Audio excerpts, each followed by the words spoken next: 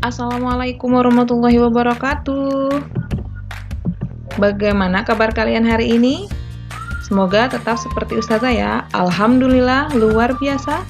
Tetap semangat, Allahu Akbar. Hari ini bersama Ustazah Erlin. Jadi sebelum belajar, mari kita bersama-sama membaca basmalah. Bismillahirrahmanirrahim. Pada video kali ini, kita akan belajar tentang perkalian dan pembagian bilangan bulat.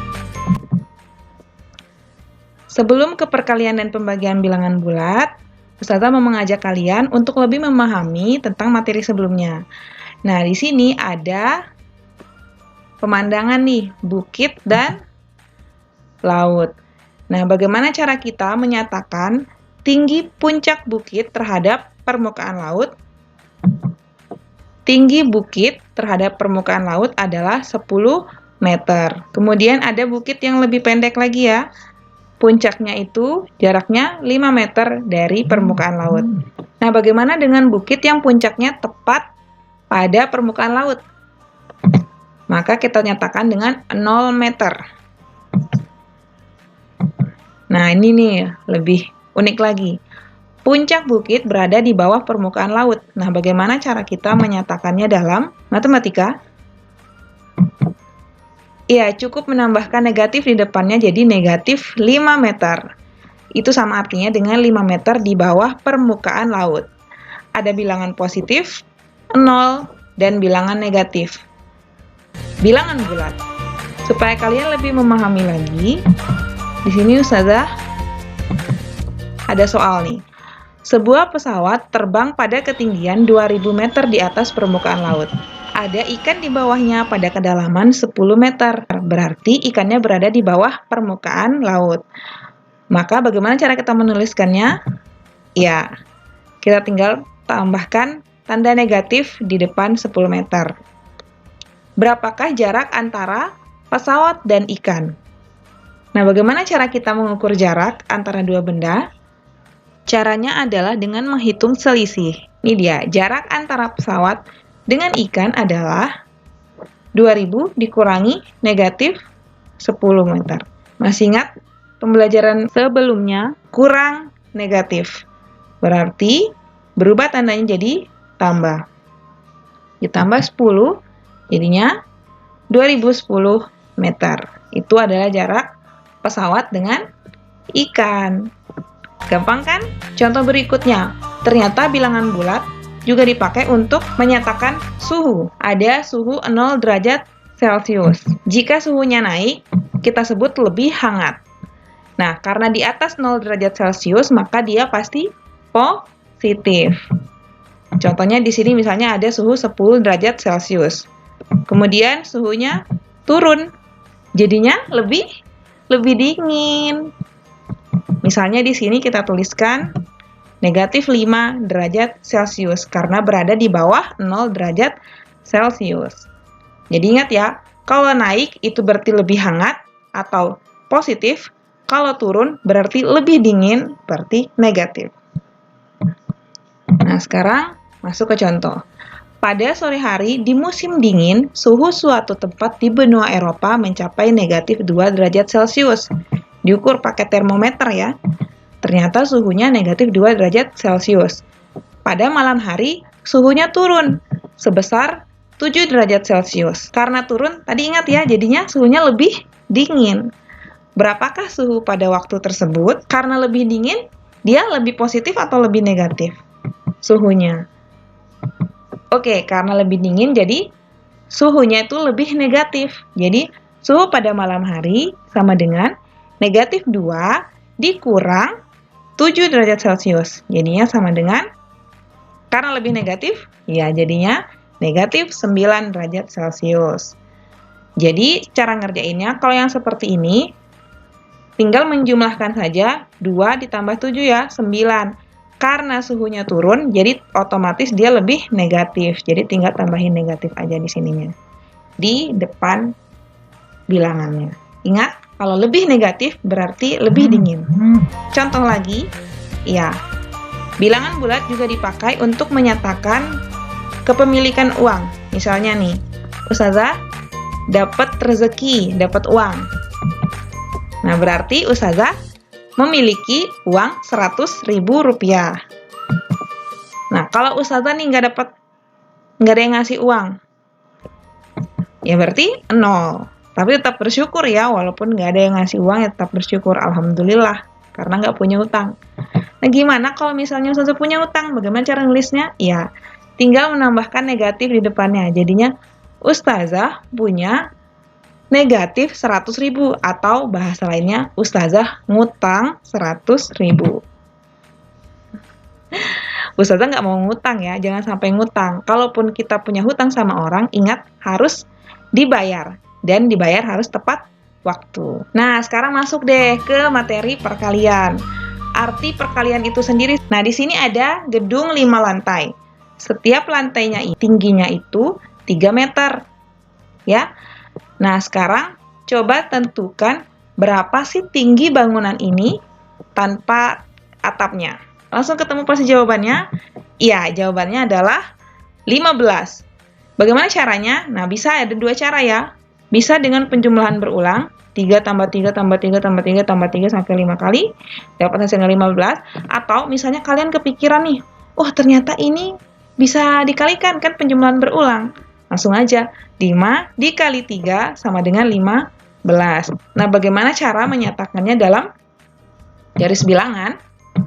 Jadi seperti ini ya. Nah, 5 kali 3 itu artinya 3 satuan ke kanan sebanyak 5 kali.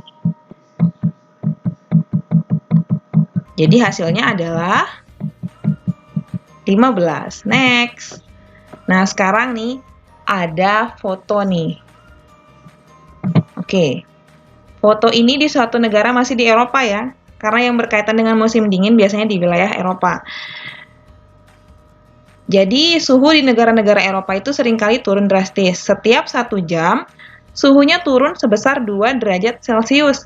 Jika pada pukul 6 atau 18.00 ya, jam 6 sore, suhu di sana adalah 8 derajat Celcius, maka tentukan suhunya ketika tengah malam, waktu setempat. Gimana caranya? Oke, Ustazah itu sampai 3 ya. 1, 2, 3. Kalian pasti sudah dapat jawabannya. Iya. Jadi, kita hitung dulu ya, dari jam 6 sampai jam 12 malam itu ada berapa jam? Oh, ternyata ada 6 jam. Caranya gimana? Bisa 24 dikurangi 18, atau kalian hitung aja manual tuh. Dari jam 18, kemudian 19, 20, 21, 22, 23, 24. Ada 6 jam. Nah, setiap 1 jam turun 2 derajat. Ingat turun ya, tadi udah kita bahas kalau turun itu negatif. Jadi lebih dingin. Sehingga karena ada 6 jam, 6 dikali negatif 2. Hasilnya negatif 12. Jadi suhunya yang awalnya 8 derajat Celcius turun sebanyak 12 derajat Celcius. Sehingga bisa kita tuliskan seperti ini ya. Tambah negatif. Bisa juga dituliskan langsung kurang. Ya, jadi diganti jadi kurang. 8 kurang 12. Sama seperti pengurangan biasa ya, 12 dikurang 8. Berapa? 4. Kenapa bisa negatif? Karena yang negatifnya 12 lebih dari 8. Sehingga negatifnya lebih kuat. Bagaimana cara kita menyatakan 6 dikali negatif 2 pada garis bilangan? Sama seperti yang tadi ya, 2 satuan ke kiri sebanyak 6 kali. Nah, sekarang kita lihatnya.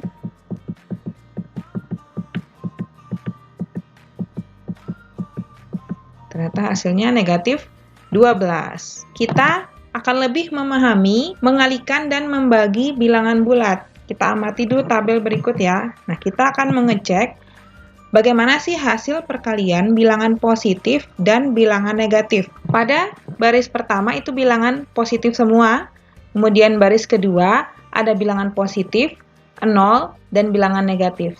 Sekarang kita lihat ya, 2 kali 4, 8, 2 kali 3, 6, 2 kali 2, 4, 8, 6, 4, kemudian 2, 2 kali 0, 0, ingat ya, bilangan berapapun dikalikan 0 hasilnya 0. Ini semakin menurun ya, berarti semakin negatif. 2 kali negatif 1, negatif 2. kemudian negatif 4, negatif 6, dan negatif 8. Perhatikan ya, yang positif dikalikan dengan yang negatif hasilnya negatif. Di sini bisa kita simpulkan, positif dikali negatif hasilnya negatif. Ini kalau tandanya beda ya. Lanjut. Kita akan mengecek hasil perkalian bilangan negatif dan positif. Sekarang dibalik. Baris pertama ada bilangan positif 0 dan bilangan negatif. Baris kedua bilangan positif semua. Sekarang kita cek hasilnya positif atau negatif. 4 kali 3, 12. 3 kali 3, 9. 2 kali 3, 6. 1 kali 3, 3. 0 kali 3, masih 0. Lihat polanya ya, semakin menurun, semakin negatif. Kemudian negatif 3, negatif 6, negatif 9, negatif 12. Berarti bisa disimpulkan bilangan negatif dikalikan dengan bilangan positif hasilnya adalah bilangan negatif. Lihat ya, kalau tandanya beda hasilnya negatif. Terakhir, kita akan mengecek hasil perkalian bilangan negatif dan bilangan negatif. Di sini kita lihat ya, baris pertama sama seperti tadi. Kemudian baris kedua bilangan negatif semua ya. Sekarang kita coba tentukan hasilnya. 4 kali negatif 1. Positif dikali negatif, negatif 4. Kemudian negatif 3, negatif 2, negatif 1. 0 dikalikan bilangan negatif pun hasilnya 0. Nah, dari sini lihat polanya ya. Negatif, kemudian 0, kemudian positif 1, 2, 3, 4. Lihat dari sini ya, bilangan negatif dikalikan bilangan negatif hasilnya adalah positif. Berarti bisa kita simpulkan kalau tandanya sama, maka hasil. Nah, sekarang perhatikan nih ya. 7 dikali negatif 1. Hasilnya? Ya, negatif 7. Karena ini kan positif dikali negatif. Hasilnya negatif. 7 kali 2 bilangan negatif. Hasilnya positif 7. 7 dikali 3 bilangan negatif. Hasilnya negatif 7. 7 dikali 4 bilangan negatif. Atau 7 dikali negatif 1 dikali negatif 1 dikali negatif 1 dikali negatif 1 hasilnya positif 7. 7 dikali 5 bilangan negatif, negatif 7. 7 dikali 6 bilangan negatif, positif 7. Kelihatan nggak polanya? Oke, jadi kita ingat lagi ya. Ini ada berpasangan, negatif 1 dikali negatif 1, hasilnya 1. Nah, sekarang kita lihat yang berpasangan. Yang ini 7 dikali 2 bilangan negatif, hasilnya positif karena dia berpasangan. 7 dikali 4 bilangan positif, ada 2 pasang di sana ya, hasilnya positif.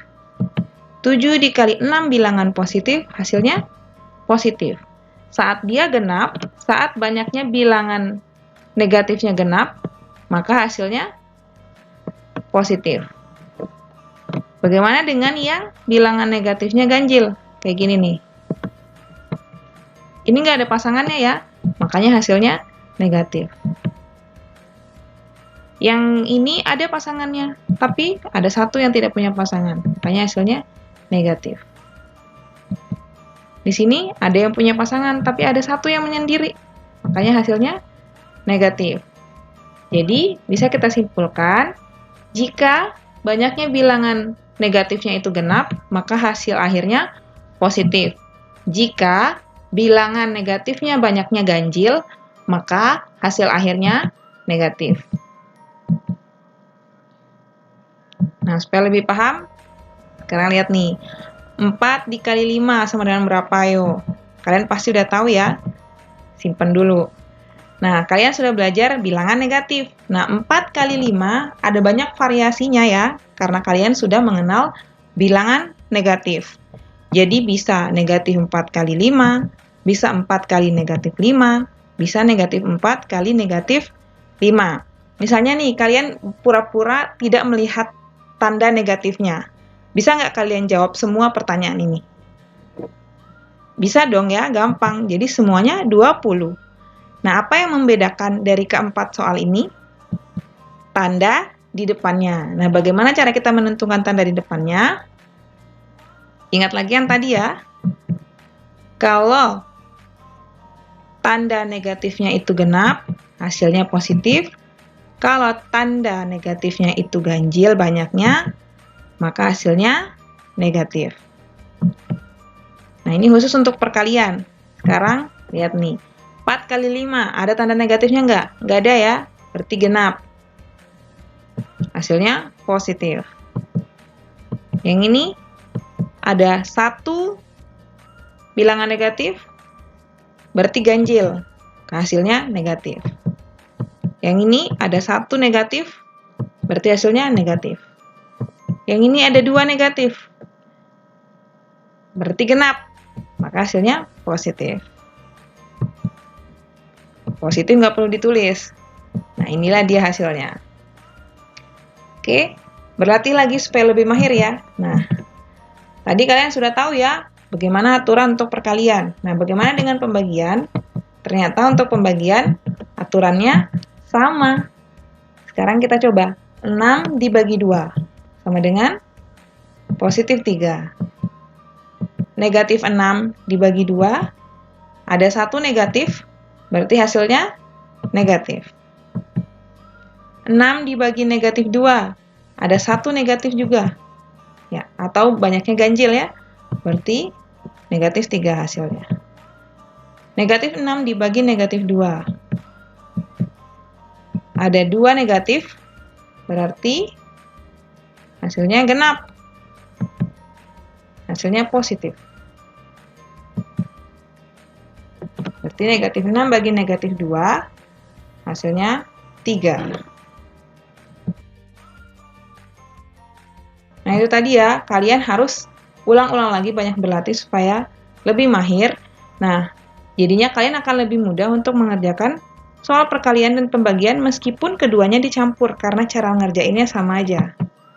Ingat ya, kalau banyaknya tanda negatifnya itu genap, berarti hasilnya positif. Kalau ganjil, berarti negatif.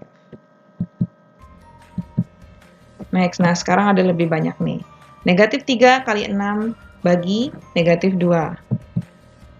Nah, yang pertama kita selesaikan dulu dari atas ya. Negatif 18, dapat dari mana? Tuh, negatif 3 kali 6, ada 1 negatifnya, berarti hasilnya negatif 18. Karena ganjil. Dibagi negatif 2. Oke, kenapa bisa positif? Nih, karena negatifnya ada genap atau ada 2. Makanya hasilnya positif. Lanjut, nah sekarang lebih banyak lagi angkanya. Negatif 1 kali negatif 6 kali negatif 9 bagi negatif 2 kali negatif 3. Kita hitung ya. Coba, bisa nggak kalian tebak hasilnya ini akan negatif atau positif? Bagaimana caranya? Kita hitung banyaknya tanda negatif. 1, 2, 3, 4, 5. 5 itu adalah bilangan ganjil, berarti hasilnya negatif. Oke ya. Nah, dari situ bisa kita hitung. Negatif 1 kali negatif 6. Ada 2 ya. 2 negatifnya, jadinya hasilnya positif. 6 kali negatif 9. 6 kali 9, 54. Karena ada 1 negatifnya, jadinya negatif 54. Negatif 2 kali negatif 3, positif 6. Negatif 54 bagi 6, negatif 9. Karena ada 1 negatif sisanya tadi ya. Jadi, terbukti ya, ternyata jika bilangan negatifnya ganjil, maka hasilnya tandanya nanti negatif. Nah, sekarang masuk ke sifat perkalian. Jadi nanti akan banyak sekali model soal perkalian. Kalau kita sudah mahir dan menguasai sifat-sifat perkalian, kita akan lebih mudah mengerjakan soal perkalian dan dengan cara yang paling gampang. Sekarang kita lihat ada sifat komutatif. dan asosiatif. Apa sih sifat komutatif? Sifat komutatif itu artinya pertukaran. Sedangkan asosiatif itu artinya pengelompokan. Sekarang kita lihat yang pertukaran nih. Di sini ada A kali B. Kita lihat kolom A kali B ya. Ada 1 kali 5. 1 kali 5, 5. Kita tukar sekarang. 5 kali 1, 5. Baris kedua, negatif 2 kali 6, negatif 12. Kita tukar sekarang. 6 kali negatif 2, negatif 12. Seperti itu ya. Tinggal ditukar. Oke. Ternyata hasilnya sama. Kemudian kita masuk ke sifat asosiatif. Sebelumnya kita cari dulu yang B kali C ya. 5 kali 4, 20. 6 kali negatif 3, negatif 7 kali 2, negatif 8 kali negatif 1. Positif. Nah, sifat pengelompokan atau asosiatif maksudnya gimana? Di sini kita bisa kerjakan dulu dua bilangan yang pertama baru dikalikan dengan bilangan yang ketiga. A kali B. 5 ya udah kita dapat, dikali 4. 20. Negatif 12 kali negatif 3, 36. Negatif 42, negatif 32. Sekarang kita cek sama nggak hasilnya? Kalau kita ngerjakan dua bilangan yang terakhir dulu, baru dikalikan dengan bilangan yang pertama. Ini 20 dikali A, A-nya di sana. Oke. 20 kali 1, 20. 36, negatif 14 kali 3, 8 dikali negatif 4. Nah, sekarang lihat ya. Yang lingkaran hijau itu namanya sifat komutatif. Jadi perkalian bisa dikerjakan seperti ini ya, ditukar-tukar boleh, hasilnya sama aja. Kemudian ada sifat asosiatif. Kalau ngerjain soal perkalian, boleh mau kerjakan dua bilangan pertama dulu atau dua bilangan yang terakhir, boleh. Sama hasilnya, lihat nih. Tapi ini khusus untuk perkalian. Sekali lagi ya, hanya untuk perkalian. Next ada sifat distributif. Perkalian terhadap penjumlahan. Maksudnya gimana? Kita cari dulu ya, ikutin tabel. B tambah C, 5 tambah 4, 9. 6 tambah negatif 3. 6 tambah negatif 3 itu sama artinya dengan 6 kurang 3. 3. Negatif 7 tambah 2. Itu sama dengan pengurangan. Negatif 7 tambah 2. 7 kurang 2, 5. Tapi 7-nya lebih besar nih, berarti negatif 5.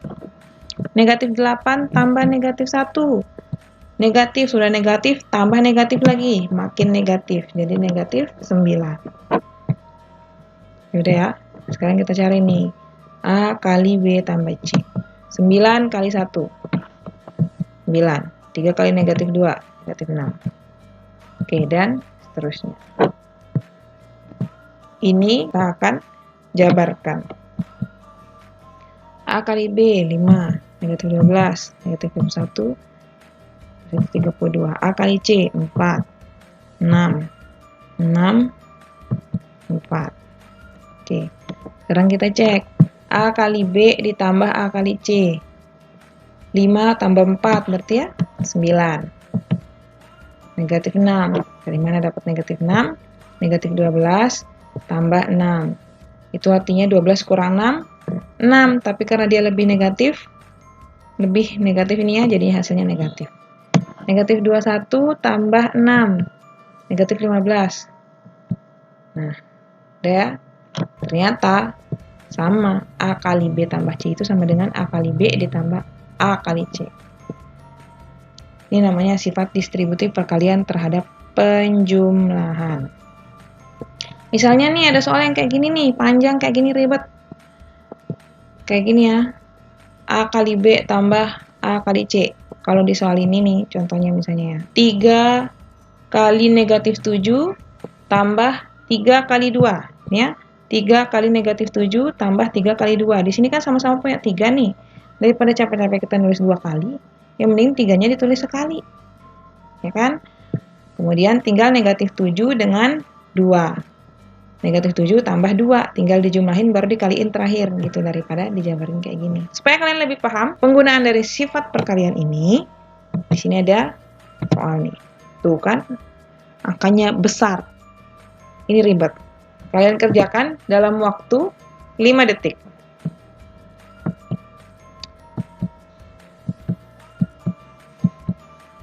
Berapa jawabannya? Iya, jawabannya adalah 17.500. Bagaimana caranya? Caranya pakai kalkulator, Ustazah. Pasti kalian bilang gitu ya. Ada yang pakai kalkulator mungkin, ada mungkin yang berusaha mencari sendiri. Ustazah hargai bagaimanapun cara kalian. Nah, sekarang Ustazah ajarin gimana sih caranya pakai sifat distributif perkalian terhadap penjumlahan. Sekarang lihat nih. 175 dikali 99 tambah 175. Kan ini ada 2 nih 175-nya.